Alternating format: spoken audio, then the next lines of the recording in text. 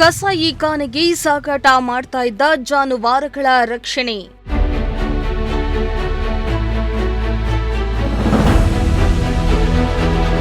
ತುಮಕೂರಿನ ಕ್ಯಾಸಂದ್ರ ಟೋಲ್ ಬಳಿ 30 ರಾಸುಗಳ ರಕ್ಷಣೆ.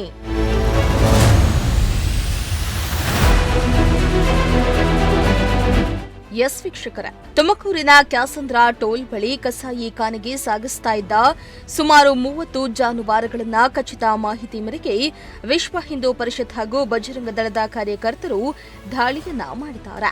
ರಾಸುಗಳನ್ನು ಸಾಗಿಸ್ತಾ ಇರುವವರ ಕುರಿತು ಕ್ಯಾಸಂದ್ರ ಪೊಲೀಸರಿಗೆ ಮಾಹಿತಿಯನ್ನ ನೀಡಿದ್ರು. ಕೂಡಲೇ ಎಚ್ಚೆತ್ತುಕೊಂಡ ಪೊಲೀಸರು ಟೋಲ್ ಗೇಟ್ ಬಳಿ ಕಂಟೈನರ್ ಲಾರಿಯನ್ನ ವಶಪಡಿಸಿಕೊಂಡು ಚಾಲಕನನ್ನ ಬಂಧಿಸಿದ್ದಾರೆ.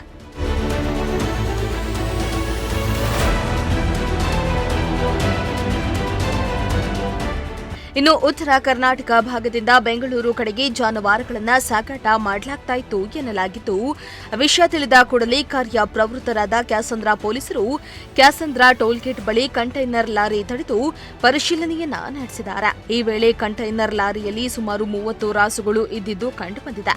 ಅಕ್ರಮವಾಗಿ ಸಾಗಾಟ ಮಾಡ್ತಾ ಇದ್ದ ಲಾರಿ ಚಾಲಕನನ್ನ ಪೊಲೀಸರು ಬಂಧಿಸಿದ್ದಾರೆ. ಈ ಸಂಬಂಧ ಕ್ಯಾಸಂದ್ರ ಪೊಲೀಸ್ ಠಾಣೆಯಲ್ಲಿ ಎಫ್ಐಆರ್ ದಾಖಲು ಮಾಡಿಕೊಂಡು ತನಿಖೆಯನ್ನ ಮುಂದುವರೆಸಿದ್ದಾರೆ.